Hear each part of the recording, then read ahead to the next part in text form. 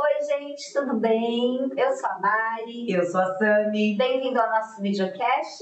Cadê a cegonha? Mas antes da gente começar o nosso papo de hoje, não se esqueçam de se inscrever no canal, curtir, comentar, compartilhar, porque a gente quer que seja uma grande rede de apoio, a gente quer que você não se sinta sozinha. Até porque o nosso papo de hoje vai abrir uma caixinha, né, Mari? Vai abrir uma gaveta ali do nosso guarda-roupa de histórias que pode ser útil para muitas mulheres. Isso. A gente vai mexer no nosso coração hoje.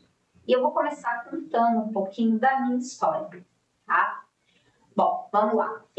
Como eu disse no primeiro episódio, eu nunca quis ser mãe. E quando eu decidi, foi tudo muito rápido. Eu engravidei muito rápido. Eu propaguei a notícia de uma forma rápida, né? Que é um erro, entre aspas, né? A gente teria que esperar um pouquinho para ver se vai dar tudo certo. Sabe, que eu acho assim, é interessante, né? Eu estava vendo alguém falar sobre isso, que assim, é uma notícia tão maravilhosa, a gestação.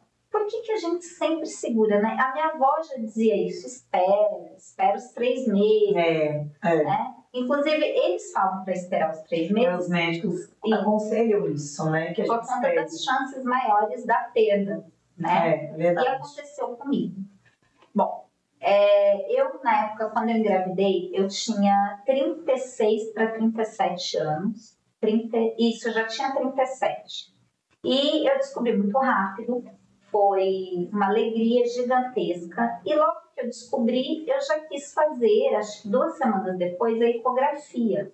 E a primeira ecografia que eu fiz, eu senti uma dor. E eu falei, nossa, que coisa estranha, sabe? Me machucou.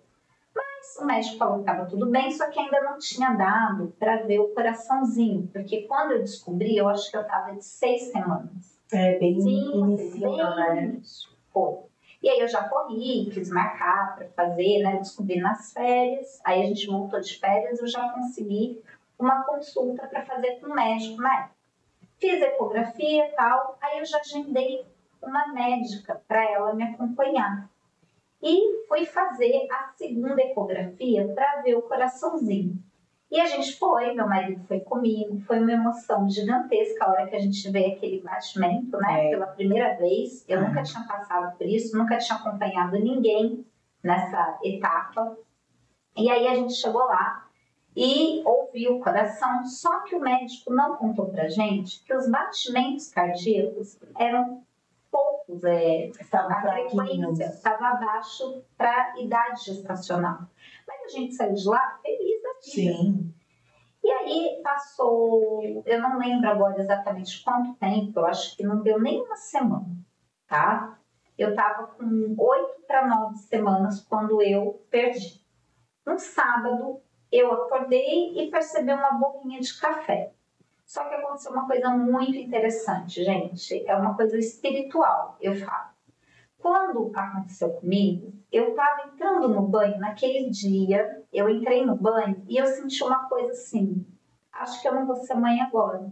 Aquele apertinho que mulher sente. Eu lembro, eu aqui contando para vocês, eu lembro da cena de eu entrando no box, no chuveiro, eu olhando para a parede e me veio uma coisa assim, eu não vou ser mãe agora. Uma sensação esquisita. Mas eu falei, acho que isso é coisa de mãe. Porque a gente, quando engravida, né, começam as preocupações. E eu falei, ai, que besteira minha. Foi coisa assim, de 5 segundos. Eu falei, que besteira passar por isso, eu senti isso. Nada demais. Passou. E aí, eu lembro que naquele fim de semana, no domingo, no sábado, eu fui até para uma feira para ter perna. Não era nada, né? Ok. No domingo, eu saí para comer com meu marido, eu lembro até o que eu fui comer. Foi crepe, a gente foi comer um crepe, eu estava com vontade. Na segunda-feira, eu acordei para trabalhar e aí eu comecei a sangrar. Mas eu não fiquei muito assim, nervosa, preocupada. Eu liguei para a médica e a médica falou para mim, olha, eu gostaria então que você fosse para o Hospital Brasília, e na época ela me deu uma outra alternativa, eu fui para a Maternidade Brasília. Chegando lá, o que aconteceu? Eu fiquei esperando muito tempo, eu fui a última a ser atendida naquele dia. E perto de mim passavam várias gestantes, inclusive mulheres em trabalho de parto. Já estavam indo para teu filho. E eu fiquei parada no corredor, muito tempo esperando. Eu lembro que eu cheguei lá bem cedo e sair era meio-dia quase. Então eu fui a última a ser atendida. Nesse meio tempo, eu falando com a médica, né? Aí, quando a gente entrou para a sala para verificar, para ver se estava tudo bem, para fazer a ecografia, as médicas que fizeram, eu lembro que eram 2 médicas, eu deitada na maca, e ela foi mexendo, né, fazendo ali, ela virou para mim e falou assim, olha, você tá vendo essa manchinha aqui? Isso aqui era o coração, mas ele não tem mais batimento cardíaco. E ali naquele momento, eu não sei, gente, é um negócio tão terrível que acontece, porque parece assim que é um pano branco, um pano preto, e eu só sabia olhar para o meu marido e eu já vi a feição dele assim, desfigurada, sabe? Um banho de água fria. E eu, como assim? Sabe? Na hora, não cai, né? Como assim? Ela falou, olha, infelizmente não tem mais batimento cardíaco, você não tem mais um bebê. Acho que foi isso que ela falou. Sim. Não lembro exatamente. Aí eu entrei para o banheiro para me trocar. E aquilo, a gente saiu ali, aí eu lembro que eu liguei para minha médica, relatei o que estava acontecendo, que não tinha sido ela. Ah, detalhe, ela estava grávida de 8 meses. A médica. Aí eu liguei para ela e falei, o que eu faço? Aí ela me deu as opções. Ela falou, olha, você tem 3 opções, que na verdade são 2. Ou esperar naturalmente, ou fazer a 1000. Porque o medicamento a gente não dá mais, está proibido, tá proibido. Eles não dão mais o medicamento. E eu não sabia de nada, nunca me informei, né, falha. Eu simplesmente falei, não, eu quero fazer a 1000. A sensação que eu tinha era, já que não tem mais nada aqui, eu quero me livrar o quanto. E eu sempre fui muito forte, eu acho assim, eu sempre enfrentei as coisas, sabe? Tem que enfrentar? Vamos enfrentar. Eu falei, vamos fazer a 1000. Nunca havia lido nada sobre isso, eu não sabia nem o que esperar. Fui para casa, fiquei de repouso, ela falou para mim, olha, eu consegui marcar o centro cirúrgico. Eu nem sabia que era centro cirúrgico, eu achava que era em consultório. Ela falou, eu consegui marcar o centro cirúrgico, tudo para hoje no final do dia. Você vai ficar em jejum e vai para o hospital às 5 da tarde. Aquele dia chovia horrores aqui em Brasília, muito. Era dia 7 de fevereiro de 2017. E aí a gente chegou no hospital, ficamos esperando também. Aí a gente entrou para fazer. E é uma coisa horrorosa, porque você tá ali, só eu e meu marido, eu não tinha ninguém da minha família aqui. Então, nós 2, aquela chuva, e eu assim, meu Deus, e agora? Aí, a hora que você se troca, é a primeira vez que eu tinha entrado para um centro cirúrgico, que eu tava colocando aquela roupa, eu nunca, graças a Deus, nunca quebrei nada, nunca precisei passar por cirurgia invasiva. E aí, naquele momento, eu entrando pro centro, eu só me via assim, eu falava, o que eu tô fazendo aqui? Era pra eu estar feliz. Sim. E a última cena que eu tenho na minha cabeça é de eu deitada na maca, aquela sala gelada, horrível. Aquela luz. Um anestesista falando comigo, me tranquilizando, eu tremia muito, porque era nervoso, era frio, era tudo. E ele conversando comigo e falando assim, olha, fica calma, tá tudo bem, eu vou te anestesiar e vai passar. Eu tive ali muito apoio. E eu só lembro da médica na minha frente, com aquele barrigão de 8 meses, ela tentando ali se acomodar e eu na maca, olhando para ela e ela para fazer o procedimento. Quando eu acordei, eu já estava na sala de espera.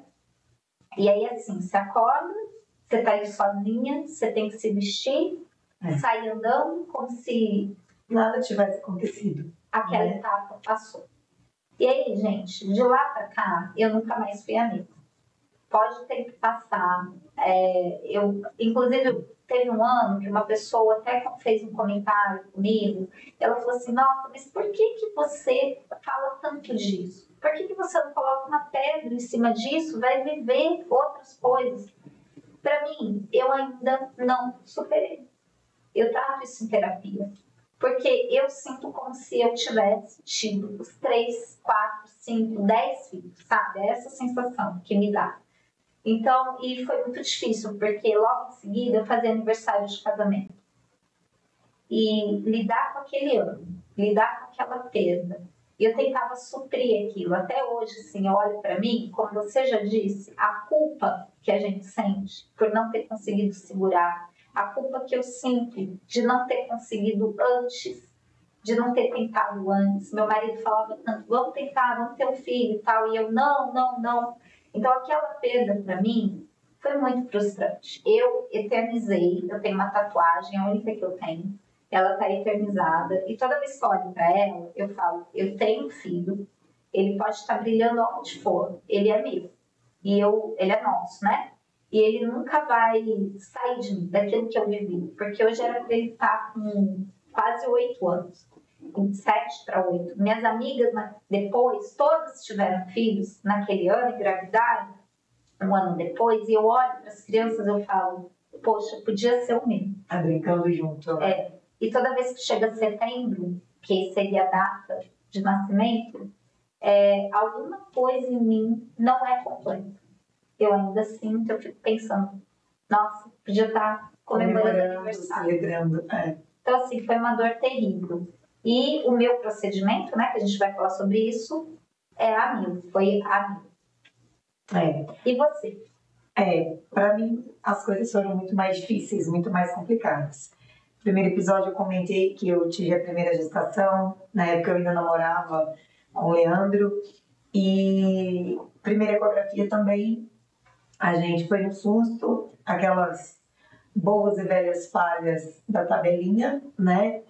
E aí engravidei, na primeira ecografia o médico, o Leandro estava comigo, e o médico falou, volta daqui 2 semanas, pra gente só dar uma olhadinha, ver como é que tá. Eu fiz ali a primeira ecografia também com 5 semanas, mais ou menos. Já deu para ouvir os batimentos, mas ele pediu para que nós voltássemos. Eu não me recordo porque nessa segunda ecografia o Leandro não pôde ir. E eu fui ali com aquele misto de alegria e ansiedade e fui. Cheguei lá, o médico falou, vamos fazer? Eu falei, vamos. Ansiosa e ao mesmo tempo com medo. E ele falou, então eu só queria confirmar. Olha aqui, ó, você tá vendo? São gêmeos. E aí, naquele momento, logo na primeira, eu paralisei, e eu tava sozinha, porque o Leandro não tinha ido. E aí, fiz os exames, tal, bonitinho, desci, e entrei no carro, me tremendo toda, liguei pro Leandro. Eu falei, Leandro, o que você tá fazendo? Ele falou, eu tô dirigindo. Eu falei, para o carro. Na hora que ele falou, que eu falei, para o carro, ele falou, o que foi? Eu falei, você vai ser pai? Ele, sim, eu já sei. Eu, de gêmeos. E aí eu acho que ainda bem que ele tinha parado, né? Porque ele como assim de gêmeos? E foi até ali, isso foi na 7ª semana. Quando foi na 9ª semana, eu tinha mais uma ecografia. E aí que veio o baque, né? Dessa vez o Leandro estava comigo. E ele falou, o médico falou, olha, infelizmente o coração de um parou, vamos ver o outro. E aí, porque, para quem não sabe, quando são gêmeos, às vezes o coração de um para, né? O corpo por si só faz a expulsão e o outro continua. Então a minha esperança, mas aquele sentimento também que já não ia ter, a minha esperança era que o médico falasse, infelizmente não tem mais batimentos, mas o outro está aqui. Mas nenhum dos dois estava, né? Então a gente saiu dali em choque. E ele também me deu essas opções, né? Ele falou, você pode esperar a expulsão em casa ou a gente pode fazer a mil. E aí eu falei, naquele misto de tristeza, de nervosismo, eu também optei pela mil, né? Eu fiquei com muito medo de sofrer em casa, porque dizem que é uma dor insuportável, né? Na hora que você está expulsando. E aí a minha sogra tinha um casal de médicos, ambos obstetras. Minha sogra entrou em contato com um deles, com o marido desse casal de amigos, e ele falou assim, não, leva sua nora lá pro agarrão. Eu tinha plano de saúde, mas confiei, já era um senhor, muito tempo de experiência, não seria ele que ia me atender. mas ele falou, procura determinado médico lá, fala que fui eu que indiquei e tal. E aí, chegando lá no Agarran, para quem não sabe, é um hospital público aqui de Brasília, o pessoal falou, não, então a gente vai fazer a 1000. Também tive que esperar aquele tempo de jejum. E aí, na hora do procedimento, eu lembro de antes de ser anestesiada, um dos médicos falando para o outro, a gente não tem a cânula que é usada para fazer o procedimento da 1000, porque a 1000 é a aspiração manual intrauterina, que é menos invasiva do que a curetagem. A curetagem é feita como se fosse uma colher, né? Então ela raspa, né? Ela tem mais chances de perfurar o útero.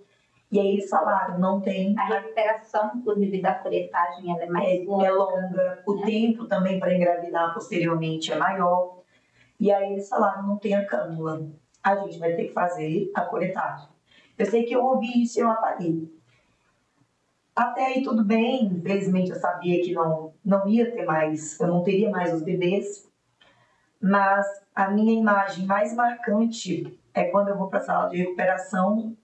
Eu tô na sala da recuperação de mulheres que tinham acabado de ter bebê. E eu passei aquela madrugada inteira, era só uma mulher, um bebezinho, um menininho. E esse menininho chorava a noite inteira.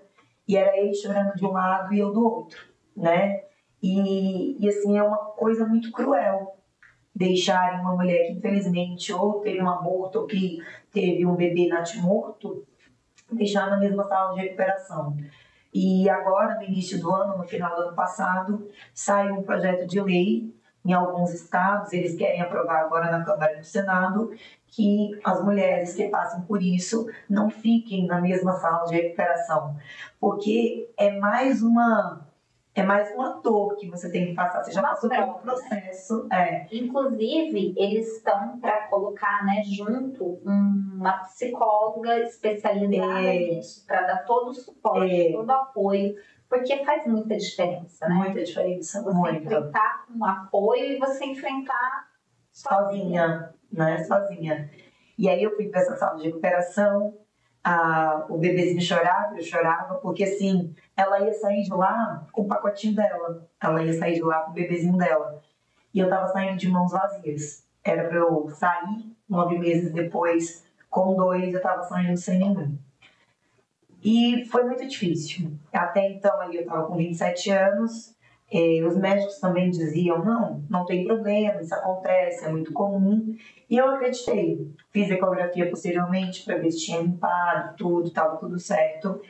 E aí começaram as frustrações. Porque no ano seguinte, isso foi em 2011, no ano seguinte nós nos casamos, nós começamos a tentar e eu não engravidava. Vocês começaram as tentativas logo depois que vocês casaram? Não, antes, ali uns 3 meses depois do procedimento, a gente já começou a tentar. Porque, assim, não é aquela questão de que a gente quer suprir, a gente quer substituir as crianças que não nasceram. Mas é porque, como eu falei, eu sempre tive vontade de ser mãe. E quando aconteceu assim, né, de repente, aquilo me deixou muito feliz, deixou os meus pais muito felizes, os pais do Leandro, enfim, todo mundo estava muito feliz. E aí eu cometi o mesmo erro, como eu comentei. Eu espalhei para todo mundo, né? Então, sempre que alguém me fala que estou grávida, eu falo, vamos com calma, né? Não sai falando, porque se acontece alguma coisa, é muito triste. Só quem passa por essa sensação da pessoa vir falar com você, achando que você ainda está grávida. Eu vivi isso durante um tempo ainda. Porque, como eu espalhei, só que eu na época, eu lembro que eu coloquei na rede social. Que eu estava grávida e depois eu tive que colocar que eu tinha perdido. Terrível.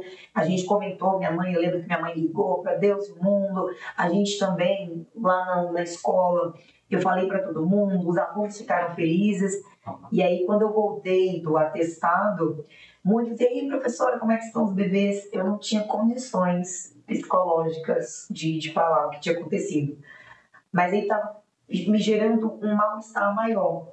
Aí eu chamei uma aluna e eu expliquei para ela, falei, fulana, a professora não tem mais bebê, então eu vou te pedir encarecidamente que você converse com seus colegas, explique que eu perdi, infelizmente. Os meninos foram muito solidários, né? Assim, eles me acolheram bastante depois que eles souberam, ninguém perguntou, mas a gente fica naquela sensação. E aí, tudo bem, isso foi em 2011, 2012 nós casamos, a gente continua ali nas tentativas, só que começou a me angustiar muito, começou a me angustiar.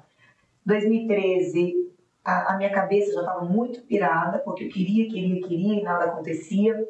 E só fazendo um comentário aqui, essa coisa de você querer a todo custo, porque vira um negócio que você só enxerga isso na sua vida. Você só encontra grávida, você só vê bebê, né, recém-nascido. Eu dava aula, eu lembro perfeitamente disso, eu dando aula no quadro, para quem não sabe, nós somos professores, né? Eu dava aula no quadro, eu só visualizava isso na minha vida. Era uma coisa que entrou assim, osmose total. E aí eu comecei a procurar médicos especialistas em reprodução assistida. Eu pensava, eu engravidei, mas alguma coisa está errada. Mas eu os procurava não na intenção de fazer uma fertilização, uma coisa do tipo, inseminação. Eu os procurava porque eu queria saber mais. Eu queria fazer exames. Investigar. E aí eu rodei todas as clínicas aqui de Brasília. Todas. Chegou um momento que eu falei, eu tô cansada. Eu não quero mais aqui, eu não tô tendo resultado. Todas. Tomei medicamento, assim, um turbilhão de hormônios, né? E nada. E aí eu peguei e falei, vou pra Goiânia. Falei, 2h30, 3 horas daqui de Brasília, vou pra Goiânia. Você decidiu ir pra Goiânia? Quando eu não tava achando as respostas que eu queria. Eu não achava as respostas que eu queria mais aqui em Brasília. Porque eu fazia os exames convencionais. Faz esse, aquele, vamos medir taxa disso, taxa daquilo, faz ecografia, tananã. E aquilo ali me cansou, né? Eu rodei todas as clínicas aqui de Brasília, especializadas em reprodução assistida. E aí, fui para Goiânia, procurei, né? Falei, bom, eu tenho duas opções. Ou eu vou para Goiânia, que eu posso dirigir, a gente pode ir de manhãzinha, voltar no final da manhã, ou eu vou para São Paulo. Porque São Paulo também, até então, tinha eram clínicas renomadas, enfim, com sucesso, com uma taxa de sucesso de reprodução muito grande. E eu falei, mesmo que eu não precise de reprodução, eu quero uma resposta. E comecei para Goiânia. Na época, às vezes, nós íamos 2, 3 vezes por semana. Por quê? Eu ia, consultava, voltava para Brasília, fazia os exames, tinha que levar de volta para o médico. Chegava lá, o médico analisava, pedia para eu repetir alguns exames. Enfim, a minha vida... O processo é muito longo, é muito difícil. É um processo longo, é um processo caro. Não você fazer a reprodução, mas sim um processo de gasolina, de alimentação, né? Não, e o psicológico. E o psicológico, porque até então eu não fazia terapia. E aí, fui para Goiânia. Quando foi no final de 2000 Quando foi no final, continuei, achei um médico, que eu falei, me identifiquei. Nesse processo, eu descobri que eu tinha um pequeno foco de endometriose, operei lá em Goiânia. E isso ninguém sabia. Para dizer que ninguém sabia, os nossos pais sabiam, porque a gente tá indo para Goiânia, fazer o quê? 3 vezes por semana, né? E aí eu ia para Goiânia, fiz essa cirurgia desse foco de endometriose. E aí, beleza. Chegou o final de 2016, eu lembro que a gente estava com uma viagem marcada. O médico falou assim: não, desculpa, vou voltar, porque em 2015 eu engravidei, a segunda vez.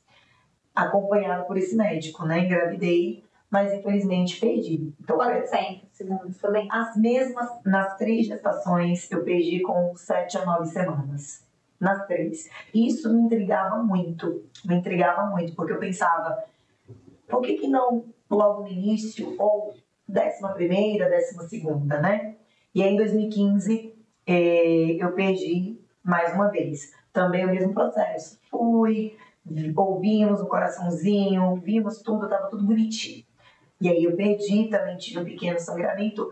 Em nenhuma das minhas gestações eu consegui expelir, né? E aí nessa segunda gestação eu também tive que fazer a retirada, dessa vez com a Mil, né? Fiz na clínica, pelo convênio e tal, estava mais segura, já entendi um pouco mais como o procedimento era feito, então eu fiz a Mil. E aí continuamos na batalha, 2015, indo para Goiânia, tentando, fazendo lá, tinha todo um calendário, tem que fazer isso, tem que fazer aquilo, tem que tomar tal vitamina, ácido fólico e tal. Quando foi em 2016, que a gente já estava com a viagem marcada ali pro final do ano, de 16 para 17, eu fui para Goiânia. fiz uma bateria de exames e o médico falou, ó, nessa data aqui, você vai estar ovulando. Então, se você... Porque eu já estava começando a me decidir a fazer fertilização. Por que eu fazia os exames e nada aparecia? Falei, eu vou tentar. E aí ele falou, seus exames estão ok. Quer fazer a fertilização ou quer tentar mais um ciclo? Eu falei, eu vou tentar. Viajamos, passamos 3 semanas fora, a gente saía, ia em barzinho, eu não bebia, né? Porque eu tava com aquela sensação, não estou grávida, mas vai que eu estou, né? Então, me cuidando de todas as formas, sem fazer esforço. Voltamos para casa, e aí quando nós chegamos em casa, eu já tinha deixado uma consulta marcada com esse médico de Goiânia, já início ali de 17, janeiro de 17. Quando a gente chegou lá, o médico falou, ei, parabéns, você tá grávida, por conta desse ciclo. Aquela emoção, mas ele falou, volta daqui 2 semanas. Eu falei, eu já conheço esse papo de volta daqui 2 semanas, outra coisa boa para saber que evoluiu é porque não tá legal. Ele falou, ó, eu consigo observar aqui a vesícula vitelina e eu consigo observar o saco gestacional. Entretanto, eu ainda não vejo embrião.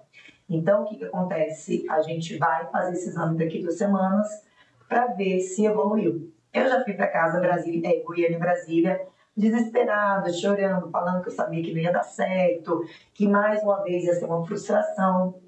E exatamente isso. Voltei depois de 2 semanas para Goiânia, só para confirmar o que eu já imaginava. Essa terceira gestação foi uma gravidez anembrionária, então não tinha embrião. E aí ali meu mundo acabou. Ali eu falei, eu não quero mais, eu vou buscar outros métodos, eu vou fazer fertilização, né, para ter um estudo genético, para ter ali uma certeza. Até porque a questão da fertilização, também outro parênteses aqui, né? A gente acha que a fertilização, ela dá certo. Faz a fertilização e tá ótimo. E não é assim. Não é assim. Na maioria das vezes, a primeira tentativa não funciona, né? E aí eu falei para ele, Leandro, tá, e agora o que a gente faz? Ele falou, eu não sei, né? Então, assim, porque eu me sentia naquela obrigação, agora mais do que nunca, eu falei, naquela época, eu falei, não dá mais. Foram 3 abortos. Você engravidava. Eu engravidava, né? Então, o que era aquilo? Era aborto de repetição. E eles falam que quando tem 3 ou mais abortos, pode ir atrás, né? Então, eu falei, eu cheguei no meu limite. Algum fator Alguma coisa tem. E aí, eu tive essas 3 perdas. E aquele ano ali de 17, para mim, foi assim, foi o mais pesado. Porque era a terceira vez que eu perdia. Os médicos me falavam que estava tudo bem e não estava. Depois que eu fui essa última vez a Goiânia, né, onde o médico falou não tem embrião, eu voltei para Brasília, não fiz a ANIL com ele. Ele me indicou que eu falei, eu não aguento mais, eu não tenho mais condições financeiras de ficar vindo aqui, era gasto com gasolina, era gasto com alimentação, eu não tenho mais condições financeiras. E ele falou, eu vou te indicar uma clínica em Brasília para você procurar determinado médico para você fazer a ANIL. E aí eu vim para Brasília, procurei esse médico, fiz a ANIL. E ali eu saí assim, sem esperança nenhuma, sabe? E nessa terceira, você optou pela ANIL ou ele te aconselhou? Não, ele me aconselhou. Ele me aconselhou porque nas 2 primeiras eu já não tinha expelido. Então, assim, isso vai muito de mulher para mulher. Tem mulher que vai expelir naturalmente, apesar do sofrimento, apesar da dor do sangramento, mas eu já não expelia, né? Então ele falou, eu sugiro que você faça. Só que aí vem assim uma série de coisas. Eu fiz a ANIL e, para minha surpresa, quando a gente faz aquela ecografia posterior para ver se está tudo bem, o médico olhou e falou, eita, acho que tem pólipo. Aí eu mandei a imagem para o médico lá em Goiânia. Ele falou, você pode vir a Goiânia? Eu falei, de novo, posso. E aí cheguei em Goiânia, não era pólipo. Eram restos ovulares. Então lá vou eu para mais uma cirurgia.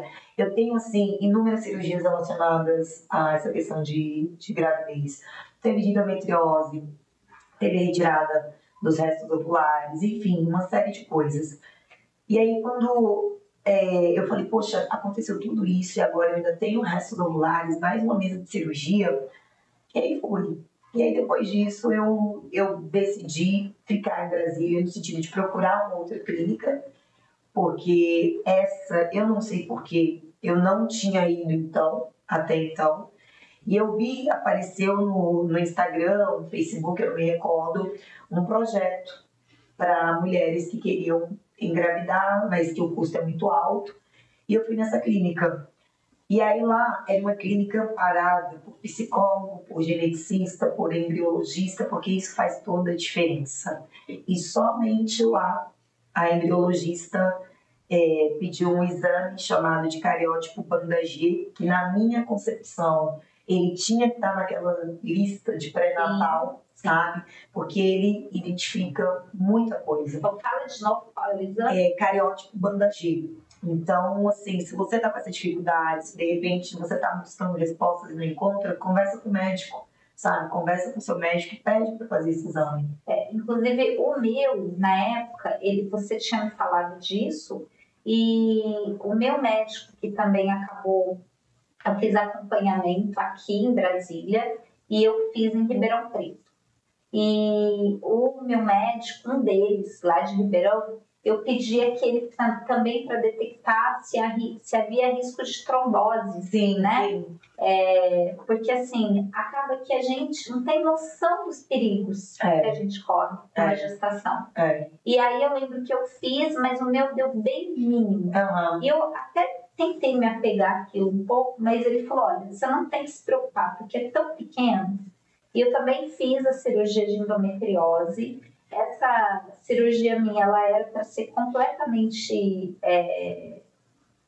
velada, não ia contar. Mas, infelizmente, na época, eu também passei por isso. Foi bem quando meu sogro faleceu, que era um pai para mim. E foi bem naquela semana da minha cirurgia. Eu ia fazer a cirurgia na sexta. E eu estava apostando tudo nessa cirurgia. Porque quando eu fui fazer os exames, o meu médico de lá, que fez o exame, ele me revirou. E ele falou, olha, você tem uma endometriose, um foco, mas ele não é perceptível. E agora eu não lembro o nome, não me recordo o nome. Ele não era perceptível, tão fácil de se perceber. Sim. Ele falou, de repente, pode ser isso, né? Mas outra coisa, gente, que eu li também sobre a cirurgia de endometriose, você só faz se for um caso assim, extremamente delicado, que realmente esteja te comprometendo. Porque a endometriose, você consegue cuidar dela com alimentação, atividade física. E quando você faz uma cirurgia dessa, eu não sabia, né? Também fiquei sabendo ao longo do processo. Quando você faz a cirurgia de endometriose, você pode perder folículo, dependendo de onde você faz, do que mexe aqui dentro do nosso aparelho reprodutor. E foi o que aconteceu comigo.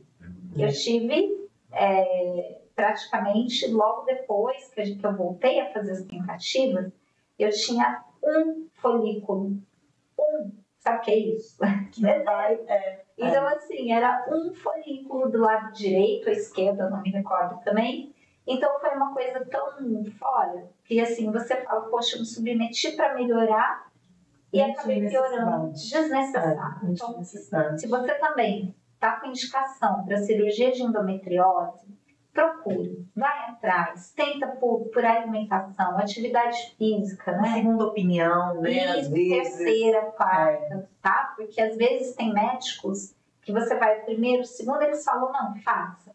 Aí o terceiro, quarto, não. Já tem um olhar diferenciado. Né? Quando a gente está tentando, eu acho que tudo é válido. Quanto mais você busca, mais informação você tem. Às vezes, você fica um pouco confusa, né? Mas com certeza. Toda informação é válida. E aí eu fiz esse exame de cariótipo e aí sim, eu entendi o porquê dos abortos. Porque nós mulheres somos XX e eu descobri que eu sou XXX. Eu sou, pela medicina, pela ciência, quem é XXX é super fêmea.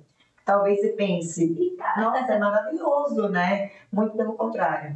Então, essa minha condição genética, que ela não é descoberta, tem mulheres que, a partir dessa condição, têm traços físicos que indicam que você é XX. E eu não tinha, então, assim, a médica, a embriologista ficou surpresa porque eu não tinha nenhuma dessas características para ser XXX, mas a partir desse exame que, assim, é super delicado, né, no sentido é um exame de sangue. É um exame de sangue, mas, assim, vai para o laboratório, ele não chega com os demais ali um dia, 2 dias, ele demora um tempo, se eu não me engano, são 20 a 30 dias para se obter o resultado, e só assim eu descobri qual era a causa dos meus abortos. E a partir disso, a embriologista e a médica que começou a me acompanhar, elas falaram: Samira, a gente precisa ser muito sincera com você.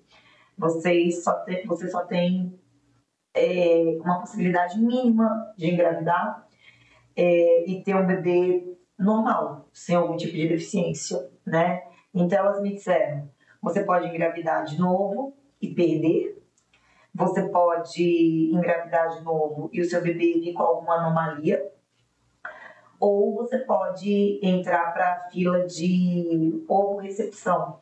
Então, seria a junção genética do Leandro com os óvulos de outra mulher que eu carregaria, né? Então, seria tudo feito na fertilização, os óvulos de outra mulher, o sêmen do Leandro, para que eu engravidasse. E assim, a adoção. O que eu falei? Eu vou fazer tudo. Entramos na fila de adoção, entramos nesse projeto da clínica que era justamente a mulher me doava, né, os óvulos e eu pagava metade da fertilização dela. Eu tinha esse dinheiro? Claro que não. Eu não tinha nem para o meu, quem dirá para a outra. Mas assim, a gente chega num momento de tamanho desespero que, é claro, ainda com o pé no chão, mas assim, eu estava disposta a gastar o que fosse, né? O que é um erro também, porque a gente não pode, né, meter os pés pelas mãos, mas eu queria ter essa sensação. Mas assim, foi um balde de água fria, descobri que eu tinha essa condição genética, mas ao mesmo tempo me aliviou por um lado, porque eu entendi, né? Eu entendi que algo estava errado. Mas entender que entre a primeira gestação e descobrir foram 7 anos. Né? Então foram 7 anos de luta, foram 7 anos de questionamentos, foram 7 anos que eu coloquei a minha fé em dúvida, né? Eu não questionava Deus, mas eu ficava tentando entender o porquê de ser comigo. Aí eu vou ser sincera, questionei sim. Não, eu não brigava com ele, mas eu questionava, mas por que comigo?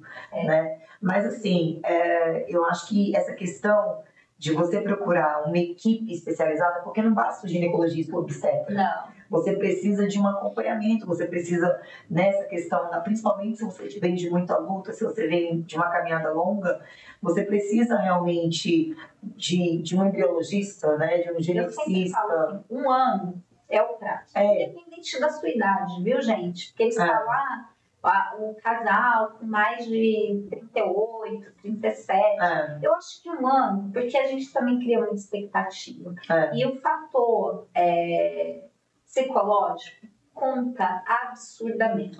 Eu lembro que meu marido sempre falava para mim: você vai conseguir engravidar, calma, você vai conseguir. Ele e meu pai também me falava muito isso, filha, calma, você vai conseguir ter seu filho. E só que a ansiedade me matava. E a ansiedade atrapalha muito. A ansiedade é fator também, assim, muito importante, porque essa questão de você criar expectativa, o seu psicológico, ele vai entrando no looping de eu consigo, eu não consigo, eu consigo, eu não consigo, que vai te abalar. E a nossa mente, todo mundo sabe, a nossa mente, o nosso corpo responde ao que a nossa mente pensa, né? Então, assim, a ansiedade acaba prejudicando bastante. E, enfim, eu sei que, graças a Deus, eu encontrei essa clínica, que eu fui muito bem acolhida, muito bem acolhida. A gente teve uma parceria, assim, com a psicóloga, que às vezes eu falava: estou na escola, não posso ir nessa sessão, pode me achar outro horário. A embriologista, a gente está atrás de você, viu, Bia Matos? A gente quer conversar com você. Fica a deixa aí. Né? Então, a Bia também, uma querida. Nossa, realmente, ela me acompanhou também. Sabe, a minha médica, que também até hoje, né, ela me atende. Então, assim, a gente precisa de uma equipe multidisciplinar, sabe? E nisso eu mudei a minha alimentação. Não vou dizer, eu fazia atividade física antes de de tentar engravidar, a gente corria, a gente remava, e aí a gente precisou parar. Eu precisei parar, porque eu foquei só em engravidar. E aí era custo, né? As consultas eram muito caras, não aceitava convênio, reprodução assistida.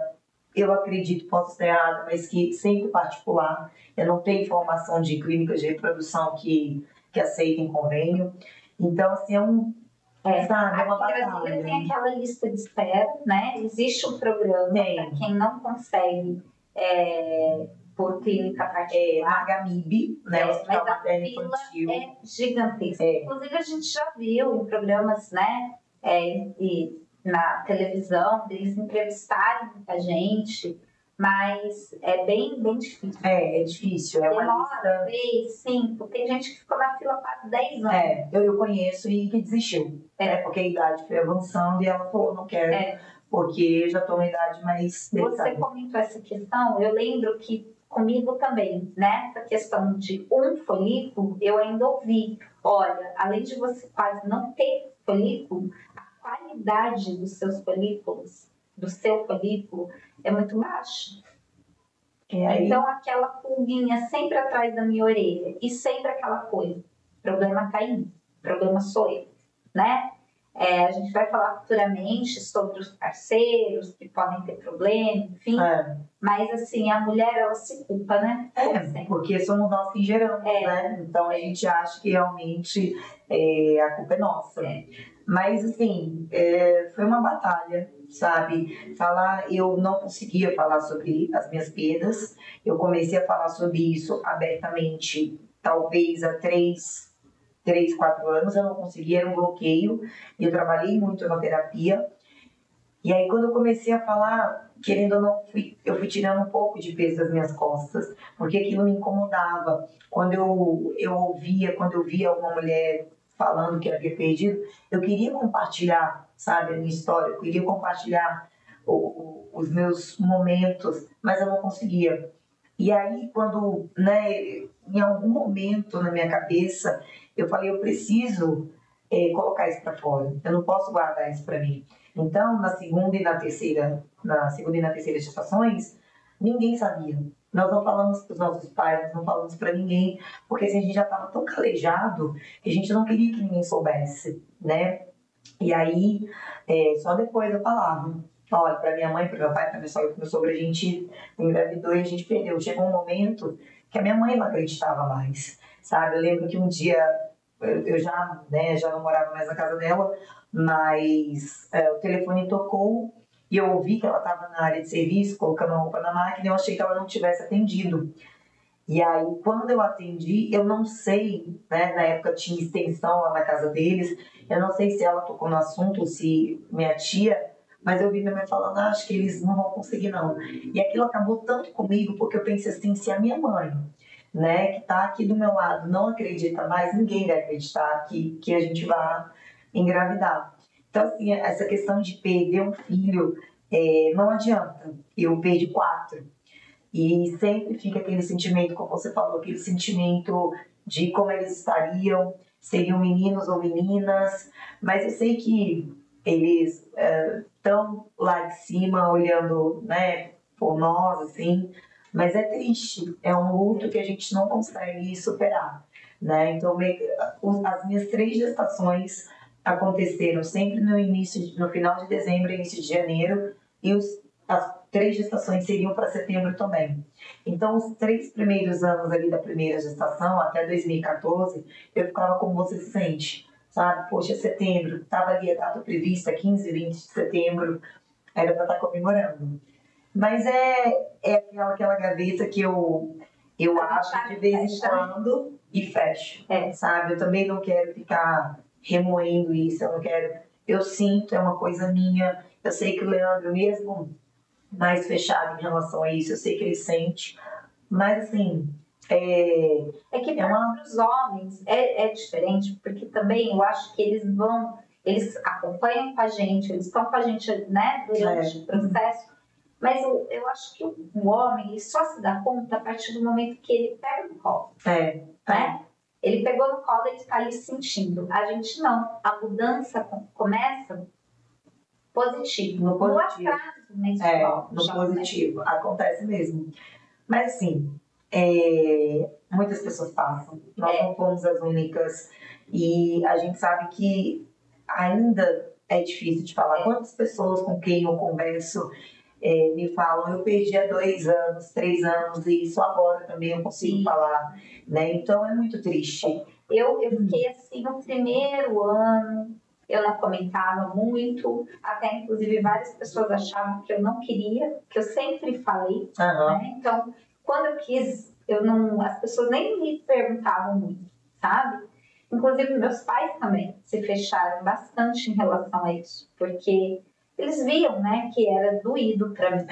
Mas no primeiro ano também eu fiquei muito assim, tranquila. Eu achei que fosse acontecer. E aí o tempo vai passando, né? Passa 1 ano, passa 2, e a gente começa aquele processo louco, né? Que você viveu. Eu vivi durante 7 anos.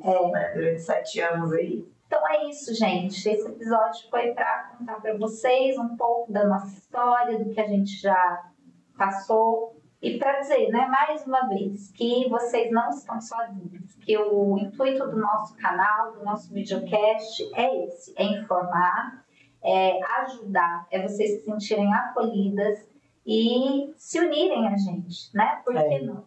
Porque quando também a gente fala, parece que você mata, tira de você aquele pedacinho ruim e compartilha. E a partir de então, parece que esse partilhar torna a vida mais leve. Né? E aí, se você que está nos assistindo, seja no YouTube ou de repente vendo lá no Instagram, se você quiser mais informações sobre alguns lugares, né, pelos quais nós passamos, algumas clínicas, a gente não vai, né, nesse momento citar os nomes, mas se vocês quiserem dicas de clínicas, né, de pessoas realmente aptas a falar sobre isso, quiser deixar uma mensagem, quiser perguntar alguma coisa, às vezes um pouquinho mais pessoal relacionada a isso, deixa aí um direct pra gente, manda lá nos comentários do YouTube, no Instagram, que a gente conversa com você, tá bom? Então é isso, né, Mari? Né? E aí a gente tá esperando vocês aqui pro próximo episódio, tá bom? Um beijo, obrigada. E é isso, nosso Cadeira Cegonha. Hoje por hoje é só. Até o próximo episódio. Tchau, tchau.